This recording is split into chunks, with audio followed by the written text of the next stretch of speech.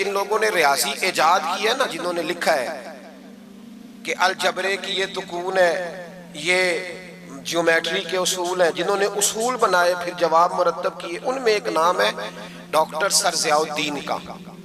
उनकी किताबें आज भी यूनिवर्सिटियों में पढ़ाई जाती हैं। ये आदमी अलीगढ़ यूनिवर्सिटी में रियाजी के उस्ताद थे। तो चूंकि ये तैयार कर रहे थे, इजाद कर रहे थे, बहुत सारी चीजें बना रहे थे, तो एक मसले में उलझ गए। पूरे हिंदुस्तान के रियाजीदानों को खत लिखे, जब मसला हल ना हुआ तो इन्होंने इरादा किया कि ऑस्ट्रेलिया जाऊं, वहां एक सुना है बड़ा अच्छा रियाजीदान है, वीजा अप्लाई कर दिया, टिकट बनवा ली। इनके एक कुलीग थे यूनिवर्सिटी में जो इस्लामियात के उस्ताद थे, उनका नाम था सैयद सुलेमान अशरफ बिहारी। वो आला हजरत के मुरीद और खलीफा थे, यूनिवर्सिटी में पढ़ाते थे। तो उनसे मुलाकात हो गई सरे रात, तो कहने लगे शाह जी मैं एक मसले में उलझ गया हूँ रियाजी के, मेरे लिए दुआ करना। तो शाह जी वर्कर आदमी थे, वर्कर बंदे का काम होता है बंदे को काबू करना। शाह जी कहने लगे क्या मसला है? कहने लगे रियाजी का मसला है, तो मैं ऑस्ट्रेलिया जा रहा हूँ बस। शाह साहब कहने लगे ऑस्ट्रेलिया बाद में जाना, पहले मेरे पीर से मिल लो। तो जो मौलवियों के बारे में आज लोगों का ज़हन है, उस जमाने में भी वही था कि इनको क्या पता, मौलवी साहब को क्या पता है जी। वो जो बीए कर लेता है वो दरस निजामी के आलिम से आके पूछता है तुम्हारी तालीम कितनी है। वो खुदा के बंदे, इसने दरस निजामी पढ़ा हुआ है, वो कहता है जी मैं दरस निजामी का आलिम हूँ। नहीं वो तो ठीक है, पढ़े हुए कितना है भाई, वो क्या बताए तुम्हें, क्या बात करते हैं साहब, बेटे बैठ। तो आला हजरत के पास वो जब कहा ना कि मेरे पीर के पास चले, तो वो कहने लगे सर ज़ियाउद्दीन के मेरे दिल में ख्याल आया कि मौलवी साहब का रियाजी से क्या ताल्लुक, पर जुबान से मैंने नहीं कहा। अच्छा जी टाइम मिलता है तो चलते हैं। कहते शाह जी फिर अगले दिन मिले स्टाफ रूम में, तो कहने लगे चले फिर आला हजरत के पास। मैंने कहा टाइम मिलता है तो चलते हैं। तीसरे दिन फिर चले, फिर मैंने कहा मैं तो इसको बता के मुसीबत ही गले डाल ली है, ये तो जान ही नहीं छोड़ रहा, अब जाना ही पड़ेगा। कहने लगे कल चलेंगे। वो कहते हैं वही सूटेड बूटेड पेंट कोट जो रिवाज होता है कॉलेज के लोगों का, उसी अंदाज में मैं पहुंचा। असर के बाद हम बरेली शरीफ पहुंचे। इमाम अहमद रजा असर के बाद बाहर बैठते थे, एक कप चाय का लेते थे, सूजी के 2 बिस्कुट खाया करते थे। उनकी आदतें, मुझे अल्लाह ने मौका दिया बरेली शरीफ में रहने का, मैंने वो जगह भी देखी है जहाँ मेरे आला हजरत बैठा करते थे। आला हजरत रहमतुल्लाह ताला अलैह वहाँ बैठते थे, लोग आते थे। सैयद सुलेमान अशरफ साहब पहुंचे, अस्सलामु अलैकुम हुजूर ये मेरे कुलीग है, रियाजी का एक मसला है। तो आला हजरत ने फरमाया चाय मंगाओ। तो वो सर ज़ियाउद्दीन कहते हैं मेरे दिल में ख्याल था कि 10 मिनट बैठूंगा, मसला तो मेरा हल होना कोई नहीं, तो चलो ये मेरा कुलीग है 10 मिनट बैठूंगा। कहते हैं वो मैंने कागज आला हजरत को थमाया, मेरे हाथ में चाय की प्याली आ गई, इधर देखना मेरी तरफ। कहते हैं 1.5 मिनट लगा। आला हजरत ने चंद लाइनें खींची और जब उन्होंने मेरे हाथ में मसला पकड़ाया तो चाय की प्याली मेरे हाथ से गिर गई। मेरा मसला जो कोई हल नहीं कर सका वो कर दिया। तो मैंने कहा हुजूर ये आपने कैसे, मैं होता ना आला हजरत की जगह तो मैंने कहना था जनाब बड़े पढ़े हैं उस्ताद, बड़े काबिल थे, हमारे तो बाएं हाथ की खेल है। पर वो आला हजरत थे ना, आजी भी आला दर्जे की थी। मेरे इमाम फरमाने लगे ये लो, कहा हुजूर आपने रियाजी कहाँ पढ़ी? फरमाने लगे जरा लफ्ज देखिए, फरमाने लगे फकीर का रियाजी से क्या ताल्लुक? फकीर का रियाजी से, मैं तो रसूलुल्लाह के दीन का छोटा सा तालिब इल्म हूँ, अगर पढ़ूंगा तो या अल्लाह का कुरान पढ़ूंगा या मोहम्मद अरबी का फरमान पढ़ूंगा, मेरा क्या ताल्लुक?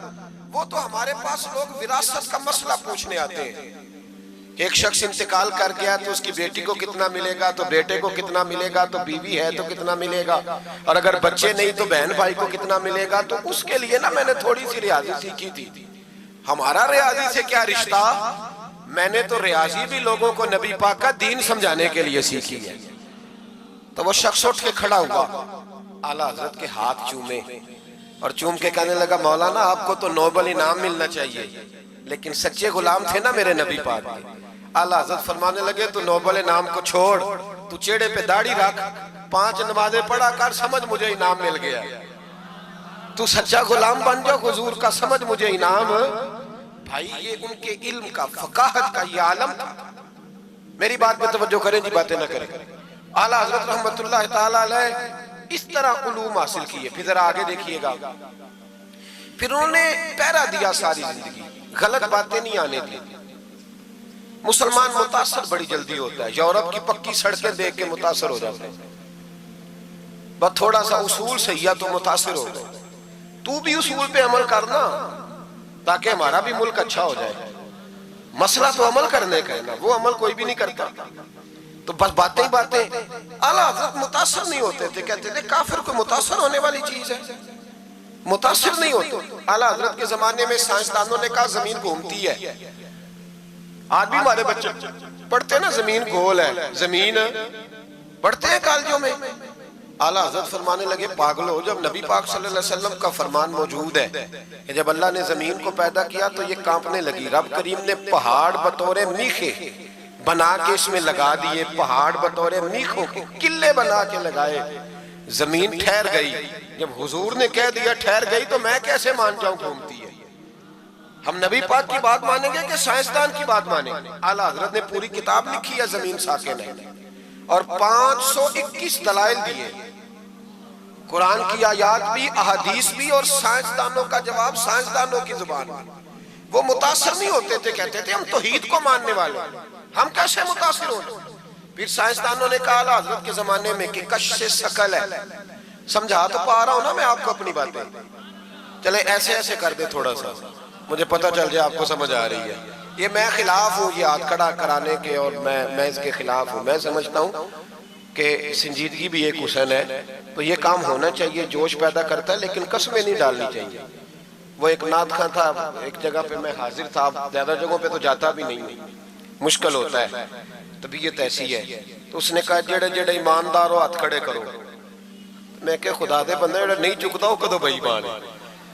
तो ये वैसे भी सुभान अल्लाह, अगर तुझे राजी करने के लिए कहेंगे तो सवाब ही कोई नहीं होना।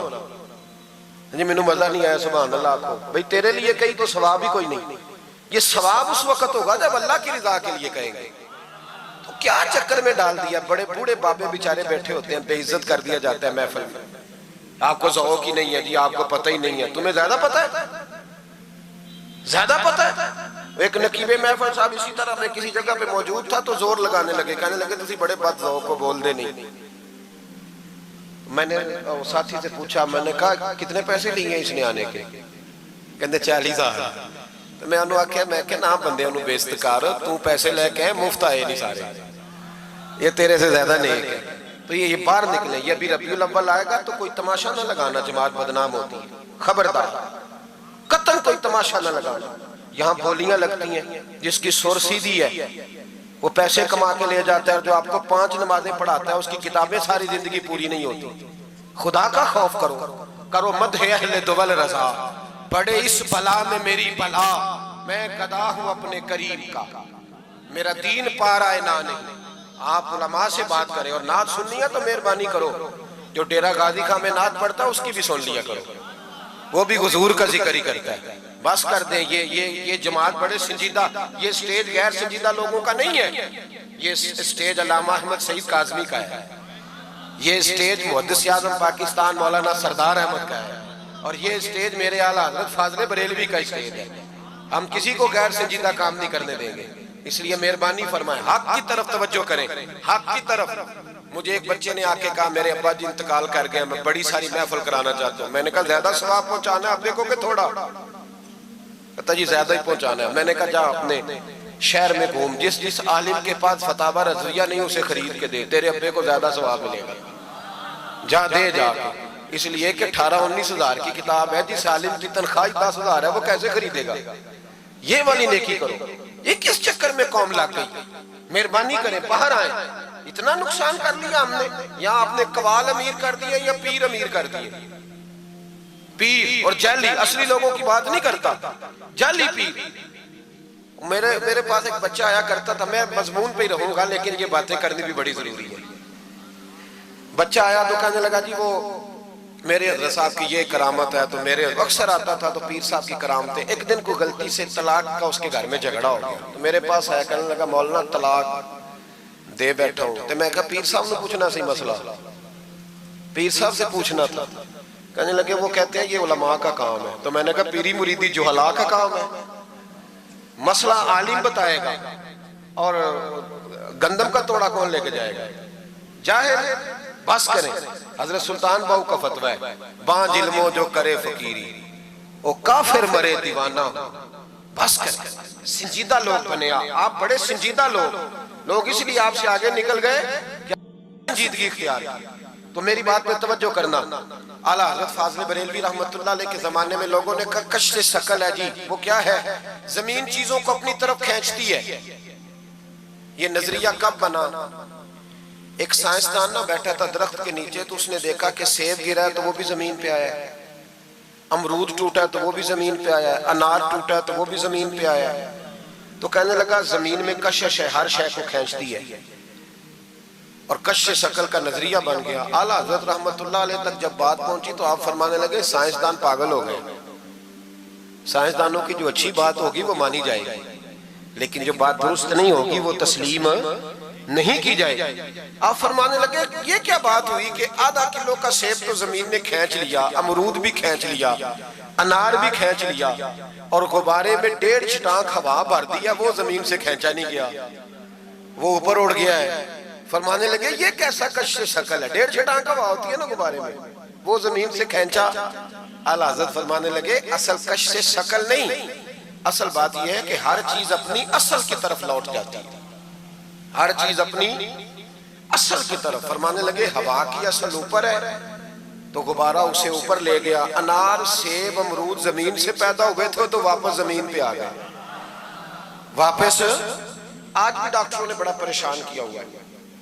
हम लोग जाते हैं, सुन सुना के आ जाते हैं, इल्म नहीं ना होता। अल्लाह करे हम आला हजरत को पढ़ने वाले भाई भाई, हमें समझ आए हमारे बुजुर्ग हमारा तहफ़्फ़ुज़ कहाँ का। डॉक्टर के पास जाएं, डॉक्टर साहब बच्चा बीमार है, तो डॉक्टर साहब कहते हैं किसी को खांसी तो नहीं घर में, किसी को नज़ला तो नहीं, पहले तो नहीं किसी को बुखार, तो पूरा इंटरव्यू दे लेते हैं भाई उसकी क्या वजह जी, अगर हो तो फिर कहने लगे अगर किसी को बुखार हो तो फिर बच्चे को भी हो जाता है, किसी को खांसी हो तो बच्चे को भी। समझ आ रही है? कहते हैं ना डॉक्टर इस तरह से, ये बीमारी किसी और को तो नहीं फैमिली में। तो मैंने कहा डॉक्टर साहब आप क्या बात कर रहे हैं? नबी पाक सल्लल्लाहु अलैहि वसल्लम ने फरमाया है कि बीमारी मुताद्दी नहीं होती, एक से दूसरे को नहीं लगती बीमारी, एक से दूसरे को। ये सही बुखारी में मौजूद है। नबी पाक सल्लल्लाहु अलैहि वसल्लम से एक शख्स ने कहा हुजूर मेरे ऊंट को खारिश पड़ गई, और वो जो ऊंट खड़ा है उसकी वजह से पड़ गई है। तो क्या मेरे महबूब का समझाने का अंदाज है? मेरे करीम रसूल फरमाने लगे तेरे ऊंट को तो उस ऊंट से खारिश पड़ी है, बता उस ऊंट को कहां से पड़ी थी? तेरे ऊंट को तो वहां से पड़ी, कैसा अंदाज है, उसको कहां से पड़ी? बंदा चुप कर गया, कहने लगा यार रसूलल्लाह उसे तो कुदरती पड़ गई है। तो हुजूर फरमाने लगे फिर इसे भी कुदरती पड़ी है। डॉक्टर कह रहा है जनाब खांसी है तो खांसी लग गई, शुगर है तो शुगर। ओ भाई सुन, अगर तू ये कहेगा ना कि एक से दूसरे को बीमारी लगती है, तो जिसकी माँ फालज की मरीज है उसके बच्चे उसकी खिदमत करेंगे? जिसके बाप के वजूद पे रेशा पड़ जाएगा बच्चे करीब जाएंगे कि हमें बीमारी ना लग जाए? इतनी कमजोर। डॉक्टर कहते हैं कजन मैरिज ना करो, बच्चे बीमार पैदा होते, और कौम चुप करके सुन लेते। डॉक्टरों को बताओ कि हम डॉक्टरों पर ईमान नहीं लाए, अल्लाह रसूल पे लाए हुए। हमारा ईमान अल्लाह रसूल पे है, डॉक्टर पे नहीं है। जो सही बात करेगा डॉक्टर वो मानेंगे, गलत बात नहीं तस्लीम करेंगे। ये मेरे आला हजरत की फिक्र है। डॉक्टर कहते हैं कजन मैरिज ना करो, बच्चे बीमार पैदा होते हैं, तो मौला अली और हजरत फातिमा का रिश्ता क्या है? नबी पाक सल्लल्लाहु अलैहि वसल्लम ने खुद अपने सगे चचा की बेटी जनाब उम्मे हानी को दावत निकाह दी थी। कजन मैरिज में कोई मसला होता तो हुजूर ये काम करते थे। कजन मैरिज हो तो बच्चे बीमार पैदा नहीं होते, कजन मैरिज हो तो बच्चे हसन और हुसैन जैसे पैदा होते। इस तरह के नौनिहाल अल्लाह ताला अता करता है, उनके तरीकों पर चलने वाले पैदा होते हैं। खुदा का खौफ करो। आप जैसे एक मैं रावलपिंडी में था तो एक बच्चा कहने लगा जी मिसवाक के साइंसी फायदे बयान कर दो, मिसवाक के। तो मैंने कहा बेटे साइंस अगर कह भी देना मिसवाक नहीं करनी चाहिए तो हमने फिर भी करनी है। सारी साइंस कहे न करो तो हम फिर भी मिसवाक, इसलिए कि मिसवाक करना मेरे मुस्तफा का तरीका है सल्लल्लाहु। आला हजरत ने अकीदा तौहीद मजबूत किया। एक और चक्कर है बाबा जी का, बाबा जी सरकार जो एक महीना ना नहाए वो छोटा बाबा, और जो 6 महीने गुस्ल न करे वो बड़ा बाबा। बाबा जी को नमाज नहीं सीधी आती और बाबा जी सरकार बने हुए। हाल ही कोई नहीं, जो ला के खाते पड़ गए। और बाबा किस्मत का हाल बता रहा है, दरवाजे पे रोटियां मांगने आते हैं, किस्मत का हाल बताते हैं। अपनी इतनी खराब है कि मांगते फिर रहे हैं, और कौम बेचारी हाथ दिखा रही है, हाल बता रही है। अपना ये बेड़ा गर्क हुआ। मुझे आपका तो नहीं पता, हमारे देहातों में ना ये कभी कभी सोना भी डबल करते थे मांगने वाले। यहाँ भी होता है ये काम जी, वो सोना लाओ जी, तुम्हारा सोना डबल कर दे।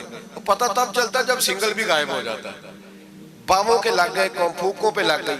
मुझे एक शख्स करामत सुनाने लगा, कहने लगा मेरे हजरत साहब के पास लोग दूर दूर से दम कराने आते हैं। और मैंने कहा दम कराना जायज है, तवीज देना जायज है, लेकिन मैंने किसी हदीस में नहीं पढ़ा कि कोई बंदा यमन से हुजूर के पास दम कराने आया है, मिस्र से दम कराने आया है। दम कराना बिल्कुल दुरुस्त है, हम खुद करते कराते हैं, लेकिन ये असल दीन नहीं।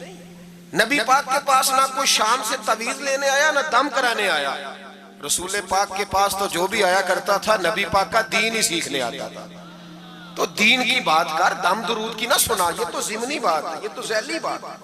आला हजरत दरवाजे पे खड़े थे, एक बाबा मांगने वाला आ गया। आला हजरत से कहने लगा 10 रुपए दो वरना आपका मकान उलट दूंगा। ये नफसियाती कब्जा कर लेते हैं। तो माई माँ भी बडेरी कहती है दे दो, कहीं वाकई ना उलट दे। आला हजरत ने ये अकीदा नहीं हमें सिखाया कि हम रस्सियों से डरते फिरें। इतना कमजोर ईमान, लोग अपने साये से डरने लग गए। बाबा जी कह गए, और छोड़ बाबा जी के मुंह से कौन सा कुरान हदीस निकलता है, बस कर दे। किस चक्कर में कौम को डाल दिया। आला हजरत रहमतुल्लाह अलैह दरवाजे पे खड़े, फिक्रे रजा से मीनार है ना, तो सुनो फिर फिक्रे रजा क्या है, सुनो फिर। ये रजा के नेज़े की मार है कि अदू के सीने में गार है, किसे चारा जोई का वार है कि ये वार वार से पार है। आला हजरत रहमतुल्लाह अलैह दरवाजे पे खड़े थे, बाबा जी आ गए, कहने लगे 10 रुपए दो। 10 रुपए का माना उस जमाने में यही था जो आज 10,000 का माना है। 10,000 मांग लिया, कहने लगा दो नहीं तो मकान उलट दूंगा। आला हजरत फरमाने लगे तू 10 के 20 मांग, मैं देने को तैयार हूं, पर मकान उलटने वाली बात गैर शरीया, ये वापस ले ले। शरीयत तुझे ये कहने की इजाजत, मेरी बातों की समझ आ रही है आप हजरात को? वो कहने लगा जी मैंने उलट देना है। आला हजरत की वालदा बूढ़ी औरत अंदर से बोली, कहने लगी अहमद रजा दे दो, फकीरों से नहीं उलझते। तो आला हजरत फरमाने लगे अम्मा जो सच्चा फकीर हो, मैं तो उसके कदमों में बैठने को तैयार हूं, पैर चूमने को तैयार। हम तो निस्बतों पे मर मिटने वाले लोग, लेकिन बात वो करे जो रसूलुल्लाह की शरीयत इजाजत देती है। जिसकी इजाजत नहीं देती, हम वो बात करने की से इजाजत नहीं देंगे। उसने कहा जी मैंने उलट देना है। इतनी बात हुई तो आला हजरत के जो शहजादे थे ना, छोटे मुफ्ती आजम हिंद मौलाना मुस्तफा रजा खान साहब, वो मकान की दूसरी छत पर, डबल स्टोरी मकान था, तो ऊपर वाली छत पे खेल रहे थे।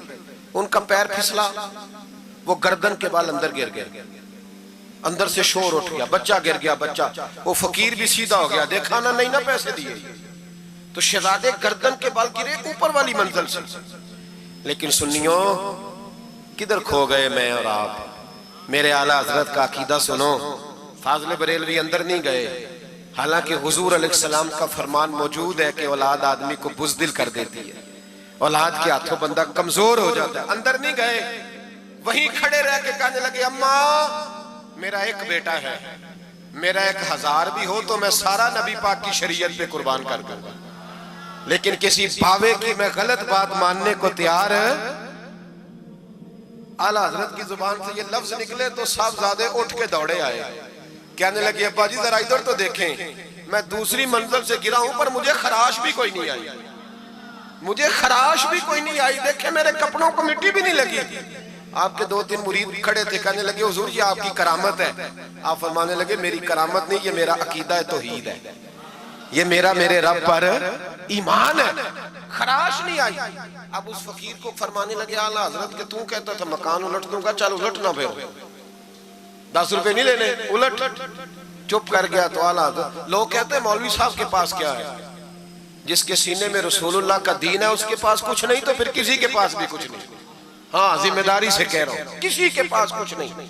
अगर जिसके सीने में कुरान और सुन्नत का नूर है, अगर उसके पास ही कुछ नहीं। सुनो, आला हजरत ने अपना जूता उलट दिया, फरमाने लगे अगर ताकत है तो मेरा जूता सीधा करके दिखा।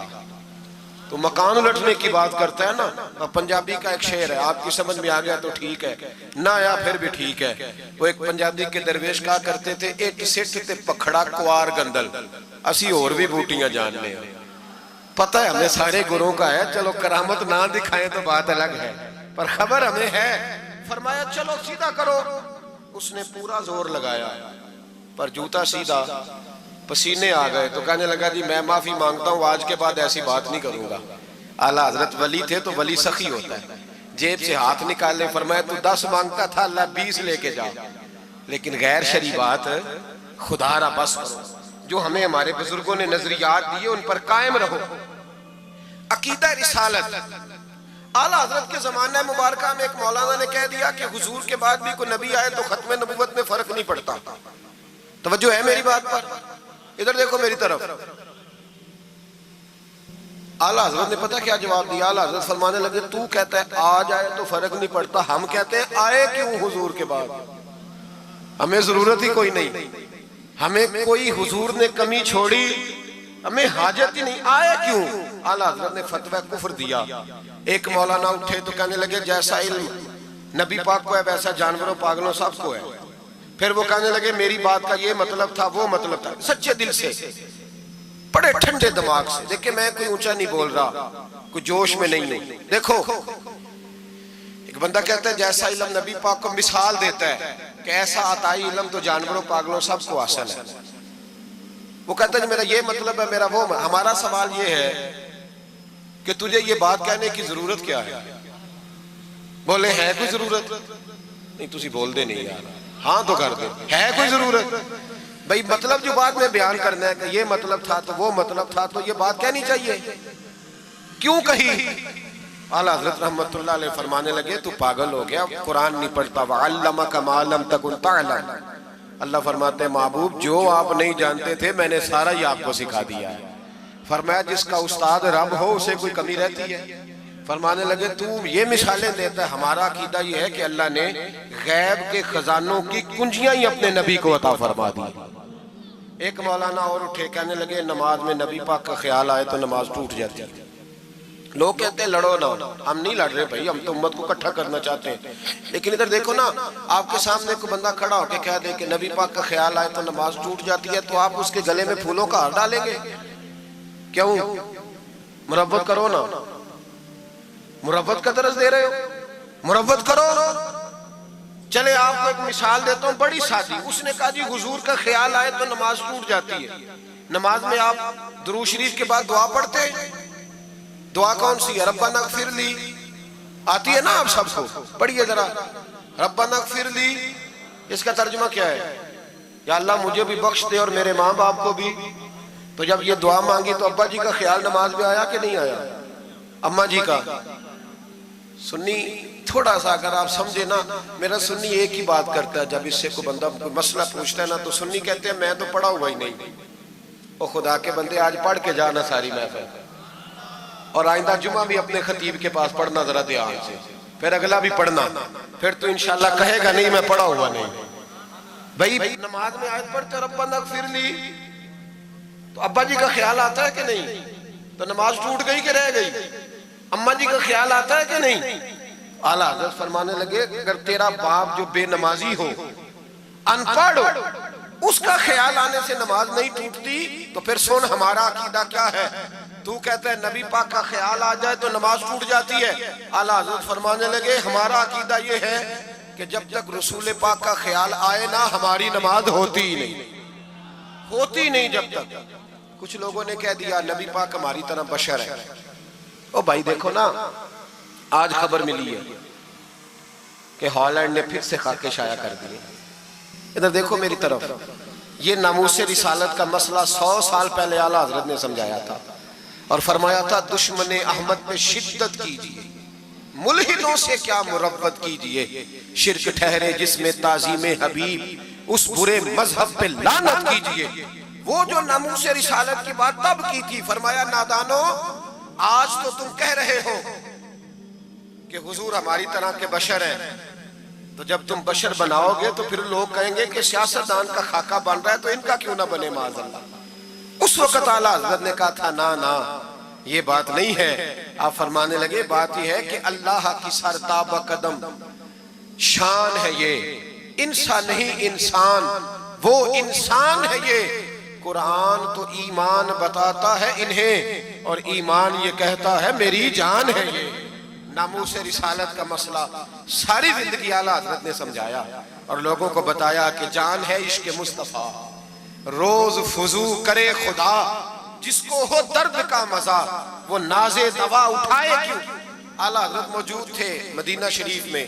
उस जमाने में ना नबी पाक के गुंबद के सामने खजूरों के 2 दरख्त होते थे, खजूरों के 2 दरख्त।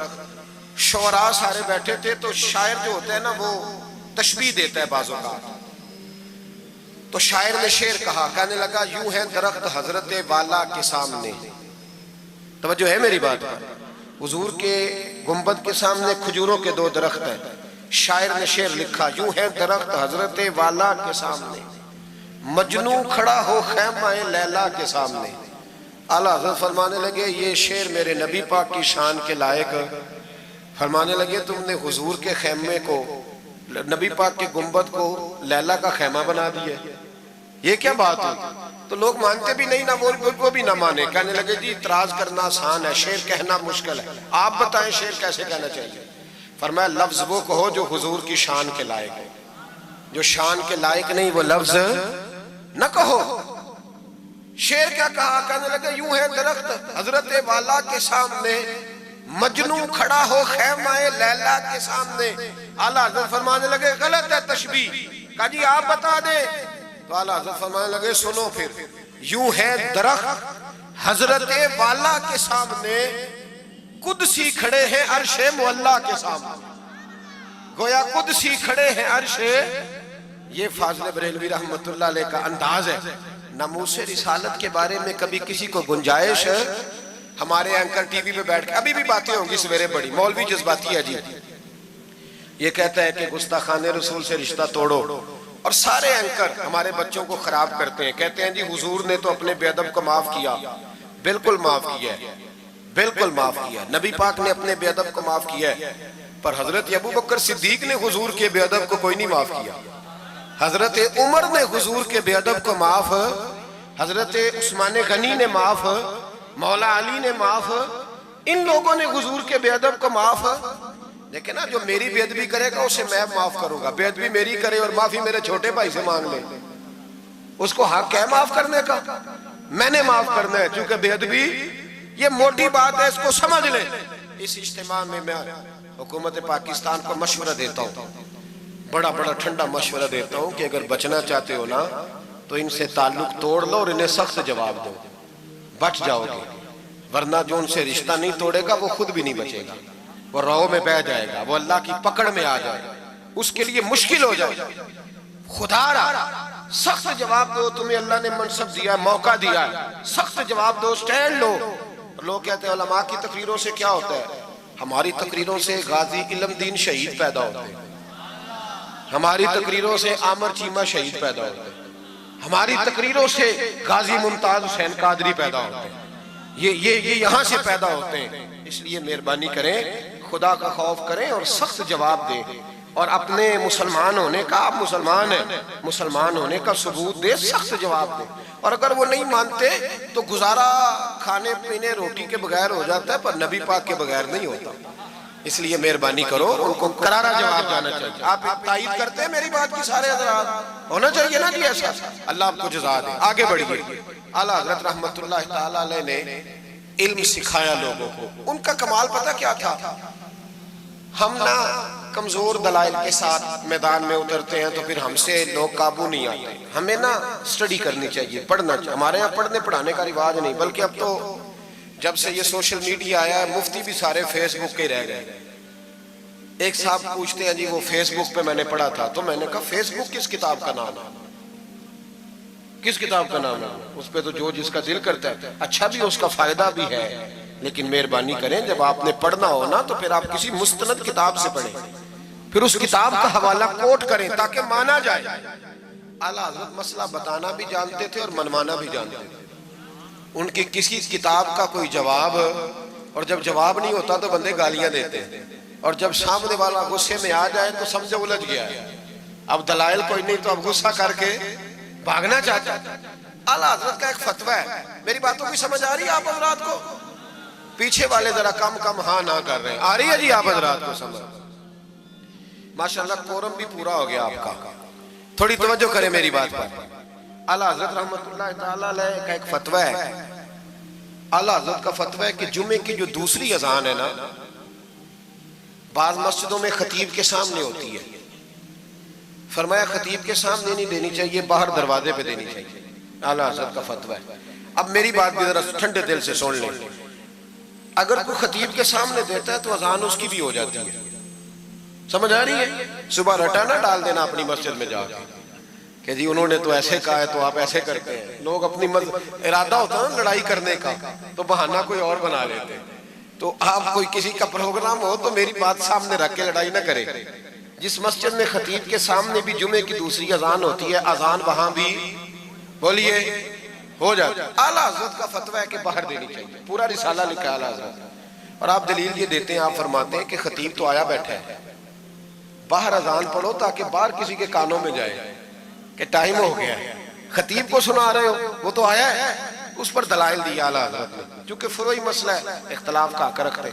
जबलपुर में आला हजरत चले गए तो वहाँ कुछ मौलाना हजरात ऐसे थे जो नाराज हो गए, कहने लगे जी हम 50 सालों से ऐसे ही कर रहे हैं, इन्होंने नया फतवा दे दिया। उन्होंने आला हजरत पे मुकदमा कर दिया। ये कुछ लोग कहते हैं ना जी मुझे 40 साल हो गए, आप आज बात बता रहे हैं। तो भाई इल्म का ताल्लुक तजर्बे से नहीं होता कि 40 साल का बंदा तजर्बा कर ले तो नमाज सही हो जाती है। उसके लिए नमाज सीखनी पड़ती है, याद करनी पड़ती है। तजर्बे का ताल्लुक इल्म से, वो सीखना पड़ता है। आला हज़रत रहमतुल्लाह ने फतवा दिया कि बाहर अजान पढ़ो। एक आदमी ने मुकदमा कर दिया, कचहरी चला गया कि देखें जी इन्होंने आके नया मसला छेड़ दिया और हमारे खिलाफ फतवा दे दिया। आला हज़रत फरमाने लगे किसी के खिलाफ नहीं दिया भाई, मैंने तो मसला पूछा तो बता दिया। हर बंदा कबूल करने की सलाहियत भी नहीं रखता। हक कबूल करने के लिए भी दरिया जितना दिल चाहिए, कबूल करना भी बड़ा मसला है। उसने मुकदमा कर दिया अंग्रेज की अदालत में, अगरचे जज मुसलमान था। और आला हज़रत कभी अंग्रेज की अदालत नहीं जाते थे, फरमाते थे अदालत वो होती है जहां अदल होता है, इसको कचहरी कहते थे। और कभी नहीं गए थे अदालत। फरमाते थे जब निज़ाम मुस्तफ़ा अलैहिस्सलाम नाफिज होगा फिर जाएंगे।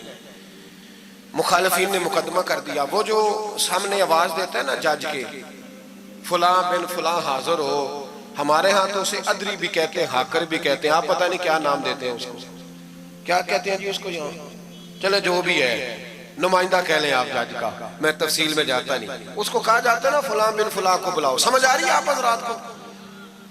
आला हज़रत का मुरीद था वो बंदा। जब पता चला ना उसके जज के पास मुकदमा है तो आला हज़रत ने बुला के उसे सारी बात समझा दी। वो मुखालिफिन जब कचहरी पहुंचे तो आला हज़रत गए कोई ना, वो कहने लगे देखा वो आया नहीं, हम जज साहब को कहेंगे वो तो अदालत को भी कुछ नहीं समझता, देखो ना नहीं आया, जरा मसाला लगाएंगे और जल्दी फैसला होगा। जज मुसलमान था, उसने केस सारा पढ़ा, समझ गया कि मसला यह है कि एक मौलाना कहते हैं अजान खतीब के सामने दो, दूसरे कहते हैं वहां दो। जब बारी आई ना उस केस की, केस पढ़ के ना तो अपने उस नुमाइंदे को कहने लगा मौलाना अहमद रजा बिन नकी अली खां को बुलाओ। उसको आला हज़रत ने समझाया हुआ था। उसने पता क्या किया, जज के कुर्सी के सामने खड़े होके तो कानों में उंगलियां दे ली, कहने लगा मौलाना अहमद रजा बिन नकी अली खां हाजिर हो। तो जज कहने लगा वो बाहर जाके कहने लगा जी यही बात तो मेरे आला हज़रत फरमाते हैं, यही तो वो कहते हैं कि उन बाहर जाके कह, खतीब तो आया बैठा है, यही तो वो कहते हैं, यही तो मसला है। वो जज उसी वक्त कहने लगा उनको आने की कोई जरूरत नहीं, वो जो भी कहते हैं सही कहते हैं, मसला उनके हक में। मुल्के सुखन की शाही तुमको रजा मुसल्लिम जिस सिमत आ गए हो सिक्के बिठा दिए। ये कमाल था इमाम अहमद रजा फाज़िल बरेलवी। बात कहनी भी आती थी और बात मनवानी भी, मनवा ली अपनी बात। वो उलमा भी बड़े काबिल थे, उन्होंने रुजू कर लिया, कहने लगे जी आपकी बात अकलन भी ठीक है, नकलन भी ठीक है, लिहाजा हम मानने को। पीलीभीत में आला हज़रत चले गए। आला हज़रत का फतवा है कि मुरीदनियों का पीर साहब से पर्दा वाजिब है जी, याद रहेगा आपको। और आला हज़रत का ये फतवा है कि किसी बुजुर्ग की कब्र पे जाना है तो 4 हाथ दूर खड़े रहना है, करीब नहीं जाना। तवाफ करना हराम है कब्र का, बोसा लेने में भी इख्तलाफ है। आला हज़रत फरमाते हैं मेरा मसलक ये है कि बोसे से भी बचो। मेरा नजरिया यह है कि बोसा 4 हाथ दूर खड़े रहो। 4 हाथ यहां तक होते हैं, चले आप बालिश्त कर ले, 4 बालिश्त दूर खड़े रह के फातिहा पढ़ो। किसने मलंगों को इजाजत दी है कब्रों पे माथा टेकने की जब आला हज़रत मना कर रहे? सारा कुछ उनके खाते में डाल देते हो जिन्होंने सारी जिंदगी लोगों को मना करने में गुजार दी। मैं कभी कभी कहा करता हूं मेरे आला हज़रत बड़े मजलूम है, बड़ा जुल्म हुआ, हर ऐब उनके खाते में डाल दिया गया, हालांकि वो पहरेदारी करते रहे नबी पाक की शरीयत। फरमाया दूर खड़े रह के फातिहा पढ़ो। और आला हज़रत से किसी ने कहा था मैं बुजुर्ग के मजार पे कई दफा आया हूँ, फैज नहीं मिलता।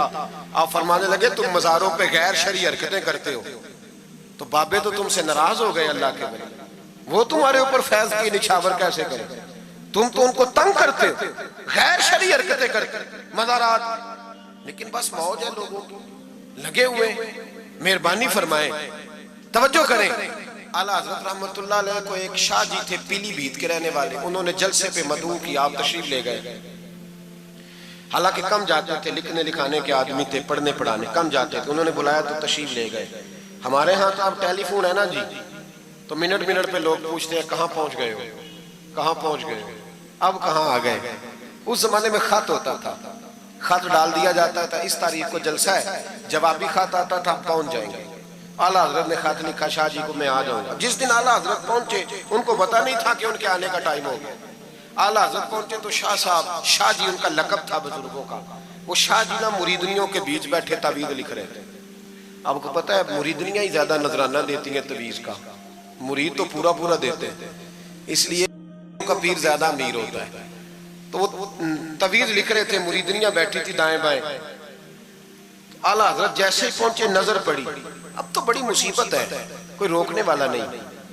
अब तो जाली पीर की सदारत में लोग जलसा कर लेते हैं, उसे तस्दीक हो जाती है। इतने बड़े मुफ्ती बैठे थे मेरे जलसे में, हमने अल्लाह रसूल का दिया खाना है, तो खुदा का खौफ करना चाहिए, रसूलुल्लाह के दीन से वफा करनी चाहिए। गलत आदमी की कभी सपोर्ट ना करें, वरना नबी पाक को क्या मुंह दिखाएंगे। मेरे आला हज़रत रहमतुल्लाह ताला अलैह जब पहुंचे, शाह जी को देखा मुरीदनियों में बैठे तो वापस आ गए। लोगों ने कहा वो तो आला हज़रत तो जा रहे, तो जा रहे। आला हज़रत रहमतुल्लाह अलैह जा रहे थे, शाह जी को पता चला, वो दौड़े आए, आके कहा हुजूर लोग देख रहे हैं, कहां जा रहे हैं? मैं वापस जा रहा हूं। कहने लगे कुछ तो ख्याल करें, लोग क्या सोचेंगे। आला हज़रत के हाथ में छड़ी थी, जोर से जमीन पे मारी, फरमाया जो नबी पाक की शरीयत का ख्याल नहीं करता मैं उसका ख्याल करूं, जो शरीयत का ख्याल नहीं करता उसका ख्याल करूं।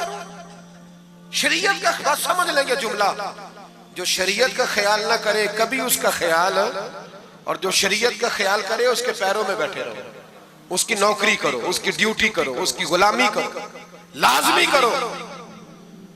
वो शाह जी ने एक दलील दी, कहने लगे हुजूर ये जो मुरीदनियां होती हैं ये बेटियों की तरह होती हैं। तो आला हज़रत फरमाने लगे तरह ही होती हैं, बेटियां तो नहीं ना होती। और फिर दलील देखो, आला हज़रत की दलील कितनी आला है। आला हज़रत फरमाने लगे शाह जी कुरान ने नबी पाक की अज़वाज को मोमिनों की माएँ कहा है, व अज़वाजुहु उम्महातुहु, नबी की बीवियां तुम्हारी माएँ हैं।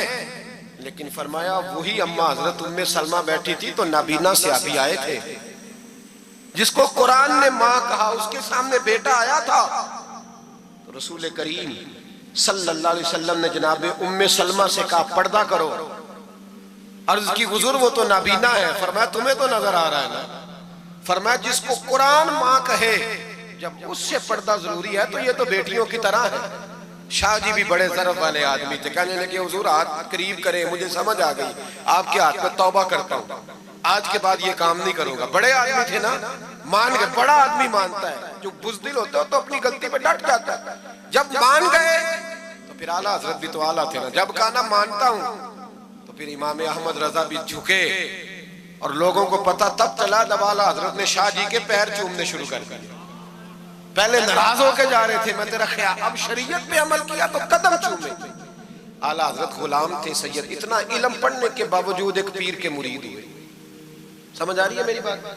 मुर्शिद के मुरीद हुए, इतना इल्म पढ़ने के बावजूद। नौकरी की हम तो जरूरत ही नहीं, जो बंदा 2-4 जमातें पढ़ जाता है वो तो कहता है मैं मुझे पीर अच्छा मिलता ही कोई नहीं जी। तो मैं कहता हूं जब बंदा पढ़ लिख जाए और पैसे जेब में आ जाए तो फिर अच्छा पीर कैसे मिल जाए? इसमें शक नहीं, पीर भी गलत है, लेकिन अच्छे लोग भी दुनिया में मौजूद है। ये हो नहीं सकता कि अच्छे लोग हो ना, लेकिन हम किसी नेक आदमी की गुलामी करना पसंद नहीं करते। हम रश देखते हैं किधर ज्यादा है, रश के पीछे आला हजरत मुरीद हुए और पीर खाने की नौकरी की। जब ड्यूटियां लगती थी आस्थाने पे, तो मेरी तरह का तो मौलवी कहीं मुरीद भी हो ना, तो पीर खाने पे जाके स्टेज पे बैठना पसंद करता है। लेकिन आला हजरत फरमाया करते थे मेरी बाथरूम पे ड्यूटी लगाओ, मैं वो वाली नौकरी करूंगा, उससे मेरा नफ्स कुचला जाता है। वो इतने बड़े आलिम हो, फरमाया करते थे मेरी वो ड्यूटी लगाओ जो सबसे छोटी है। आजी इस दर्जे की थी, इतनी अजमतों, इतनी फजीलतें, और फिर जब इतना कुछ अल्लाह बंदे को देता है ना, इतना उसे तकवा, फिर उसे अल्लाह बसीरत की रोशनी देता है। हुजूर फरमाते इत्तकु फिरासतिल मोमिन फइन्नहु यंजुरु बिनूरिल्लाह, मोमिन की फिरासत कल्बी से डरो, वो अल्लाह के दिए हुए नूर से देखता है। आला हज़रत रहमतुल्लाह ताला अलैह, उनके खलीफा थे सैयद नईमुद्दीन साहब मुरादाबादी, तफसीर खजाइनुल इरफान लिखी उन्होंने। सैयद साहब के एक दोस्त थे सैयद दीदार अली शाह साहब, लाहौर में उनका मज़ार है। जब दाता साहब जाए ना तो मुहद्दिसीन के मज़ारों पे भी जाया करें, मलंगों के मज़ारों पे रश रहता है, उलमा की कब्रों पे जाता ही कोई नहीं, वहां भी जाया करो, इन लोगों ने बड़ी खिदमत की है दीन की। हजरत सैयद दीदार और दाता साहब तो फिर देखे ना, उनकी किताब पढ़े, दाता साहब सूफिया के भी इमाम है, उलमा के भी इमाम है, कमाल कर दी। तो मेरे भाई हजरत जनाब सैयद दीदार अली शाह साहब सैयद नईमुद्दीन मुरादाबादी रहमतुल्लाह ताला अलैह के दोस्त थे। सैयद दीदार अली शाह साहब रहमतुल्लाह अलैह मिलने गए सैयद नईमुद्दीन साहब से, तो सैयद नईमुद्दीन साहब तैयार थे बरेली शरीफ जाने के लिए। सैयद नईमुद्दीन साहब बरेली जाने को तैयार थे। तो उम्र में भी आला हजरत से बड़े थे दीदार अली शाह साहब। तो कहा दीदार अली शाह, और मुरीद और खलीफा भी किसी और के थे, सैयद शाह फजलुर रहमान गंज मुरादाबादी रहमतुल्लाह अलैह के मुरीद और खलीफा। कहने लगे चल यार मैं बरेली शरीफ जा रहा हूँ, आला हजरत से मिला के लाओ। तो दीदार अली शाह साहब ने अजराए मोहब्बत, दिल लगी में नहीं बंदा बात करता, कहने लगे मैं किसी के पास क्यों जाऊं, मैं खुद बहुत बड़ा आलिम हूं। कहा चलो यार इमाम अहमद रजा के पास चले। कहने लगे वो मैंने सुना है कि वो जात के पठान है और तबीयत के सख्त है, तो मैं नहीं जाता। उन्होंने जबरदस्ती मनवाया, कहने लगे चल यार चलते हैं, ले गए साथ। बरेली शरीफ जब पहुंचे ना तो असर की जमात की आखिरी रकत थी, जमात अत्ता याद में बैठी थी। पहुंच गए। अब सैयद नईमुद्दीन साहब सैयद दीदार अली शाह साहब से कहने लगे कि शाह जी वुजू है? कहने लगे नहीं मेरा नहीं। कहने लगे मेरा है, मैं जमात में जाऊं? आप जाइए। वो जाके जमात में शामिल हो गए। सैयद दीदार अली शाह साहब कहते हैं मैं कुएं पे एक तालिब इल्म था, छोटा सा पानी निकाला हुआ था उसने, मैं समझा कोई बच्चा है जिसकी ड्यूटी लगी है वुजू कराने। हमारे मदरसे के बच्चों के साथ भी बड़ा जुल्म होता है ना, वो दाल जो कोई नहीं खाता वो मदरसे में पकती है। हाँ हाँ, बड़ा जुल्म होता है इन बच्चों के साथ, इसकी पूरी दास्तान है, कभी को मुझसे पूछे तो मैं बताऊं, बहुत बड़ा जुल्म होता है।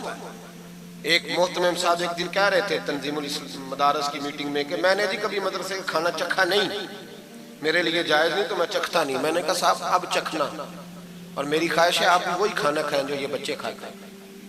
ये रसूलुल्लाह के दीन के तालिब इल्म है, इसलिए इनके साथ जुल्म होता है। मुझे यूनिवर्सिटियों में जाने का मौका मिलता है, 2-3 दिन पहले भी मैं national textile university Faisalabad lecture देने गया था। ठाट बाट है यूनिवर्सिटियों के बच्चों को, इनका क्या असर करता है? ना सोने को जगह ना बैठने को जगह। वो जो शोर वाले नात खां थे वो पुजारों में घूमते, और ये नबी पाक के दीन के तालिब इल्म रात की दाल पड़ी है तो कहते हैं थोड़ा पानी डाल के इसको खा लो। ये जुल्म इनके साथ करते हो। और फिर मैं बड़ी तकलीफ से बात करने लगा हूं। हदीस बयान की जाती है कि तालिब इल्म के कदमों के नीचे फरिश्ते पर बिछाते हैं, नीचे फरिश्तों ने पर बिछाए हुए हैं और उनकी गर्दन पर कुर्बानी की खालें लादी हुई जैसे गधे पे लादी जाती है। इसके बारे में हदीस आई थी। अल्लाह का खौफ नहीं आता? आपने और मैंने मदरसे के बच्चों को इज्जत नहीं दी, इसलिए मदारस की रौनकें खत्म हो गई। और मुझे शिकवा है मदारस चलाने वालों से, इनसे प्यार करो। ये गरीब घरों के होते हैं, ये गरीब घरों के होते हैं, इनकी माएं भेजती हैं कि चलो कुछ बन जाएगा, लेकिन इनके साथ जो सलूक होता है वो अच्छा नहीं होता। इनके साथ इनकी ड्यूटी है, सारे मदरसे की ईंटें इन्होंने उठानी है, सारी नौकरियां इन गरीबों ने करनी है। खुदा डरो अल्लाह ताला से। आला हजरत रहमतुल्लाह ताला अलैह के मदरसे का एक बच्चा खाना लेके आया घर से, चलो बात आ गई तो पहले ये कर लूं। आप इतिकाफ बैठे हुए थे, इफ्तारी लेके आया तो जरा देर से पहुंचा, आला हजरत को जलाल आया तो एक थप्पड़ हल्का सा गर्दन, ओए तू जल्दी नहीं आता? बच्चा कहने लगा गलती हो गई, एहतियात से आऊंगा, रास्ते में खेलने लग गया। बच्चा जाके सो गया। तरावी आला हजरत ने बड़ी मुश्किल से पढ़ी और तरावी के बाद मौलाना अमजद अली आजमी साहब साहिब बारे शरीयत को कहने लगे जाओ कोई तालिब इल्म को ढूंढ के लाओ। मलकुल उलमा मौलाना जफरुद्दीन बिहारी से कहने लगे मेरा कलेजा फटता है, उसे बुलाओ। वो किधर गया? उसकी क्या गलती थी? बच्चा छोटा था। ढूंढो, सारी रात उलमा ढूंढते रहे, तालिब इल्म छोटा था। बड़ी तकलीफ में होते हैं ये बच्चे। हमने ये वक्त गुजारा है। मैं देर से जब जलसे से आता हूँ तो मैं इनकी रजाइयाँ सीधी करता हूँ, मैं इनके कपड़े देखता हूँ, मेरा कलेजा फटता है। ईद के मौके पर इन्हें वो वाले जोड़े दिए जाते हैं जो बाजार में बिकते हैं। इन्हें खैराती समझ के रोटी दी जाती है सिर्फ इसलिए कि ये रसूलुल्लाह का दीन पढ़ते पढ़ा। वो बच्चा किधर है? उसको बुलाओ। सारे उलमा ढूंढते रहे लेकिन वो तालिब इल्म मिला नहीं। सारे ढूंढते रहे। वो कहीं सो गया, ठंड थी, सफों में छुप के सो गया। सहरी के वक्त उठा, मेरे आला हज़रत सारी रात सोए नहीं।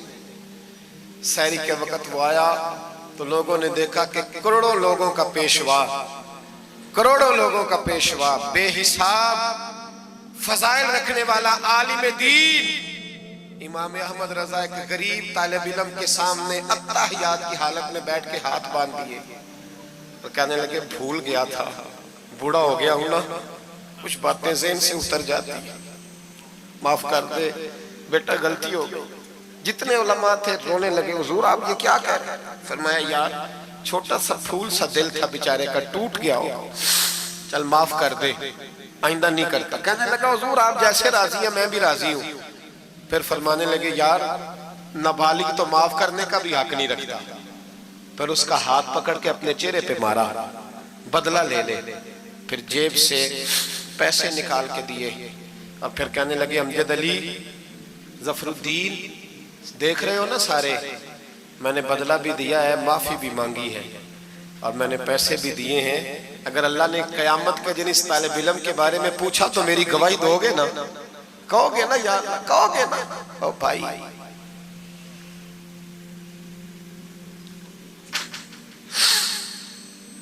कमाल था मेरे आला हज़रत रहमतुल्लाह। आलिम वो होता है कि जिसके पीछे 4 गाड़ियां आगे और 4 पीछे हो, पीछे हट जाओ, पीछे हट जाओ, वो मुर्शिद होता है।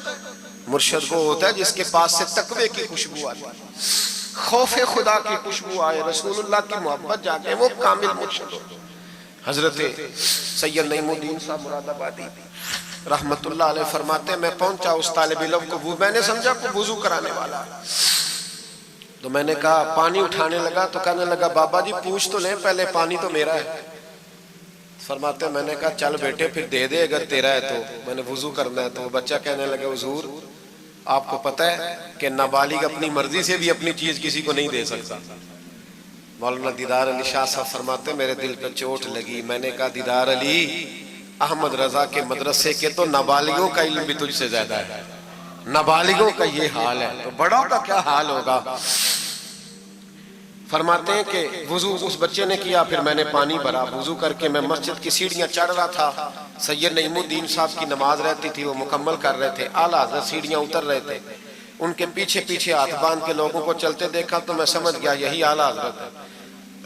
आला हज़रत की करामत थी कि सैयद की आंखें देख के पहचान जाते थे कि सैयद है। आंखें कहते हैं जब सीढ़ियां आला हज़रत उतर रहे थे मैं चढ़ रहा था तो मेरी आंखें देख के पहचान गए, सलाम ली तो कहने लगे आप सैयद है, तेरी नस्ल पाक में है बच्चा बच्चा नूर का, तू है ऐने नूर तेरा सब घराना, आप सैयद है? कहते मैंने कहा जी। कहते इतना बड़ा आलिम, जब मैंने जी कहा तो फौरन झुके और मेरे हाथ चूम लिए। तो मैंने पूछा तबीयत कैसी है? वो बात जो मेरी और सैयद साहब की तन्हाई में हुई थी। मैंने कहा आला हज़रत से पूछा हुजूर तबीयत कैसी है? तो कहने लगे शाह जी जात का पठान हूं, तबीयत जरा सख्त ही है मेरी, पठान जो हूं तो जरा तबीयत सख्ती है, क्या करूं। सैयद साहब कहते हैं मैंने कहा हुजूर वो तो मैंने ऐसे ही फरमाया, शाह जी जो हो गया ठीक हो गया, आप नमाज पढ़ ले, मैं इंतजार करता हूँ, आप नमाज पढ़ ले। कहते हैं फिर मैं आला हजरत का हो के रह गया और फिर सारी जिंदगी मुझे शिकवा रहा कि इतनी देर से क्यों आया। जिंदगी से यही तो गिला है कि तू बड़ी देर से मिला है। खौफ पता कितना था दिल में, आजिज़ी कितनी थी, अल्लाह जानता है। मैंने बरेली शरीफ में वक्त गुजारा है, वहां नौकरी की है, टुकड़े खाए हैं, मैंने वहां कर्रो फर नहीं देखा, हटो बचो नहीं देखा, बड़े बड़े उनके कद काठ है इल्मी, लेकिन आजिज़ी देखी, आम तरीके से गलियों में घूमते देखा। मैं जलसों में जाता हूं तो मेरी ख्वाहिश होती है मैं बैठ जाऊं, लोग मुझसे मिलने सारे, लोग शिकवा करते हैं गरीब, कहते हैं हजरत जी अगर वजीर हमें नहीं ना मिलता तो पीर भी नहीं मिलता, कोई हमारे दुख नहीं सुनता। तगड़ा मुरीद आ जाए तो उसे हाथों से बोटियां डाल के दी जाती, और गरीब आ जाए तो उसकी तरफ नजरे इल्तिफात भी नहीं करते और कहते हैं इसको अकल नहीं। तो मैं कहता हूँ साहब जब जेब में पैसे नहीं होते तो अकल भी नहीं होती, फिर तो इंसान को होश नहीं होती तो अकल कहाँ होती। सब रोगां दा रोग मुहम्मद जिसका नाम गरीबी, एक कंड बुला के लंघ जाते नहीं दोस्त यार करीबी। छोटा सा एक बच्चा 10-12 साल का, सैयद कनात अली शाह साहब आला हज़रत के खलीफा है, वो कहते हैं वो छोटा सा बच्चा आके खड़ा हुआ, कहने लगा हुजूर आपकी दावत पकानी है, को टाइम देंगे। आला हज़रत अभी कुछ कहने लगे थे, कहने लगा हुजूर मैं यतीम हूँ, अकेला हूँ, सिर्फ मेरी अम्मा है, मिलेगा टाइम? तो आला हज़रत फरमाने लगे तुझे नहीं टाइम देना। चुप कर गया, फरमाने लगे मैंने नहीं तुझे टाइम देना, तूने मुझे देना है, बता बेटे कब आऊं? कहने लगा कल जोर के बाद आ जा। फरमाया अकेला हूं या किसी को ले आऊं? कहने लगा एक बंदा लाइएगा, दो ना आए। सैयद कनात अली शाह साहब को आला हजरत ने साथ लिया, उस बच्चे के घर जोर के बाद पहुंचे, दरवाजे पे दस्तक दी तो कहने लगा जी आ गए आप? में आया, एक बोरी एक टाट अंदर से लाया और बाहर गली के दरवाजे पे बिछा दिया। कहने लगा हुजूर घर में कमरा एक ही है और आप पर्दे के पाबंद हैं, तो मेरी अम्मा है घर में, यहीं बैठना है। फरमाया बेटे हम तेरे मेहमान हैं, जिधर तू कहेगा बैठ जाएंगे। फाज़िल बरेलवी बैठ गए। आला हज़रत बीमार रहते थे, डॉक्टर ने कहा सख्त ग़िज़ा नहीं खाना, तो आप सूजी के बिस्कुट दोपहर में असर के बाद थोड़े लेते थे। वो बच्चा दाल पका के लाया तो बूढ़ी अम्मा ने पकाई, कुछ पक्की कुछ कच्ची, बाजरे की मोटी रोटियां और गली में ला के रख दी। बरेली के इमाम ने यूं खाई जैसे को बड़ी आला ग़िज़ा हो। कहते हैं पहली सैयद कनात शाह साहब कहते हैं पहली दफा इतना खाना खाया, 1.5 रोटी खा गए। तो फरमाने लगे मैंने कहा हुजूर मेहरबानी करें थोड़ा खाएं, ये तबीयत आप तो खाते ही नहीं तो आपकी तबीयत परेशान होगी। फरमाया चुप कर, अपनी सेहत देखूं कि गरीब और यतीम का दिल देखूं। फरमाया देखना मासूम सा दिल है, टूट जाए खाने में। कहते खोल के खाया, पर वो बाहर चाय भी लाया, चाय पी। फिर आला हज़रत ने कुछ नजराना निकाल के दिया, फरमाया ये तोहफा रख लो, कुछ पैसे भी दिए। का इजाजत है जाऊं? का जी ठीक है जाएं। सैयद साहब कहते हैं जब हम आ रहे थे तो मैंने आला हज़रत को हुजूर ये आपने क्या कि अगर बीमार हो गए? तो कहने लगे शादी चुप कर जाओ, अगर मेरा दिल फटता हो तो मैं आपको चीर के दिखाऊं, जितना सुकून अल्लाह ने मुझे आज अता किया है पहले कभी नहीं मिला, कभी नहीं मिला। इस गरीब के पास जा, मेरे आला हज़रत के अफकार थे, नजरियात थे, वो सारी जिंदगी रसूलुल्लाह का गुलाम बन के रहे, शरीयत की पासदारी की और उसके साथ साथ वो अल्लाह के वलियों की गुलामी करते। कुछ सैयदजादा आ जाता तो आला हज़रत रहमतुल्लाह अलैह उठ के मिलते, ताजीम कर वो औलिया अल्लाह के, लेकिन सच्चे वली के गुलाम। मेरी ये बात याद रखें, सच्चा बंदा मिल जाए तो उसके बारे में कभी बेअदबी सोचे भी ना, सोच दिल में भी ना लाए, लेकिन जो शरीयत का पाबंद ना हो, आप इन लोगों की मार्केट डाउन करेंगे ये सही हो जाएंगे, ये सही हो जाएंगे।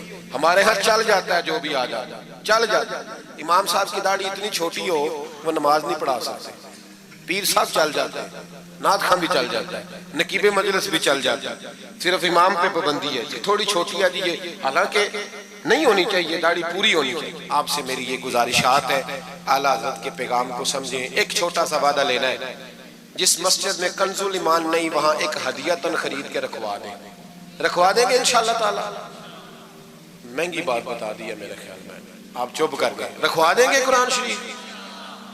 और जिसके पास 10 रखवाने की तौफीक है वो 10 रखवा दे, और अपने उलमा को आला हज़रत की किताबें खुद खरीद कर पहुंचाएं, लाइब्रेरियों में रखवाएं, उनका पैगाम आम करें, लोगों को दें और तलकीन करें कि इसे पढ़ें। जो सोशल मीडिया इस्तेमाल करने वाले हैं वो उलमा से ले लें आला हज़रत के फतावा जात, वो उसको आगे शेयर करें, उनकी बातें आगे पहुंचाएं, अपनी अपनी जिम्मेदारी का एहसास करें। नमाजें 5 मस्जिद में बाजमात पढ़ें।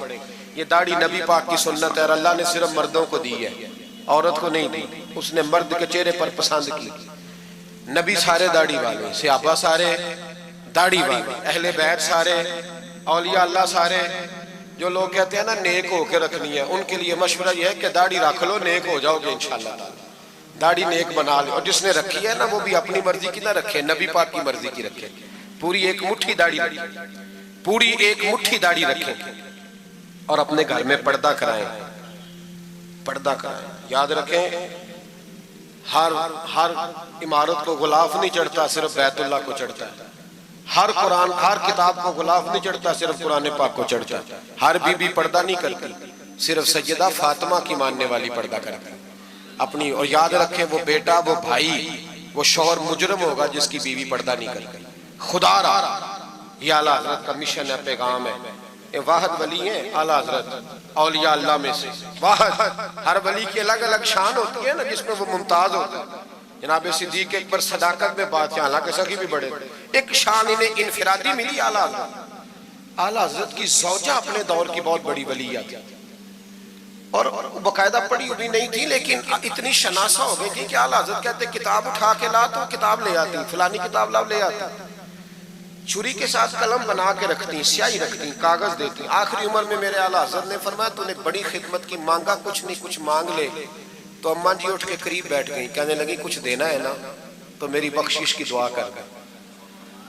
अंदाज देखो, बीवी, बाहर लोग तकरीरें सुनते हैं, घर वाले किरदार देखते हैं, इसलिए घर वालों को मुतासिर करना, जरा वो किरदार देखते हैं, वो तकरीर नहीं ना सुनते, किरदार देखते हैं। आला हज़रत ने फरमाया मैं तेरे लिए दुआ करूं? तो कहने लगी मैंने जलवतें और खलवतें सारी देखी हैं, मैंने दुख और सुख आपके साथ बिताए हैं, मैंने आपको हर हाल में रसूलुल्लाह का गुलाम देखा है। तो इतने सच्चे आदमी से दुआ कराऊंगी तो अल्लाह जरूर मेरी बख्शिश फरमाए। ये किरदार था। मुझे कहा गया कि मैं अपने पीरो मुर्शद हज़रत सैयदना व मुर्शदना हुज़ूर ताजुल शरिया शहज़ादा आला हज़रत हज़रत शेखुल इस्लाम वल मुस्लिमीन मुफ्ती अख्तर रज़ा खान साहब रहमतुल्लाह अलैह के बारे में कुछ कहूँ। न मेरी हैसियत है, न मेरी औकात है, न मेरे लफ्ज़ों में इतनी ताकत है। ये तो कुछ ड्यूटी लगी हुई है तो कुछ बात कर लेते हैं। हुज़ूर ताजुल शरिया आला हज़रत के पड़पोते थे। अज़हर यूनिवर्सिटी में तालीम, बड़े बाप के बेटे होने के बावजूद बाकायदा तालीम हासिल की और अज़हर यूनिवर्सिटी को टॉप किया। एक अजमी ने जाके अरबियों से ज्यादा नंबर हासिल किए और फिर वापिस आए तो पूरी दुनिया में दीन का काम किया। कई जुबानों में आपकी किताबें, करोड़ों लोग आपके मुरीद थे। मेरी तरह के कई लोग बाहर दरवाजे पे खड़े रहते थे कि चलो उस रास्ते में बैठने का मौका मिल जाए जहां से उन्होंने गुजरना है। कई लोग अल्लाह ने तौफीक दी मुझे कुछ देर उनके पास बैठने की, कुछ उनसे सीखने की, कुछ पढ़ने की। उन्होंने मेहरबानी फरमाई तो वहां भी बुलवाया। ये भी उनका विशाल हुआ है। करोड़ों लोगों ने नमाज जनाजा पढ़ी है, करोड़ों लोगों, करोड़ों। और इंडिया की मीडिया ये कहता है कि हमें समझ नहीं आई कि करोड़ों लोग आए हैं पर पत्ता भी कोई नहीं टूटा, पत्ता भी कोई नहीं टूटा।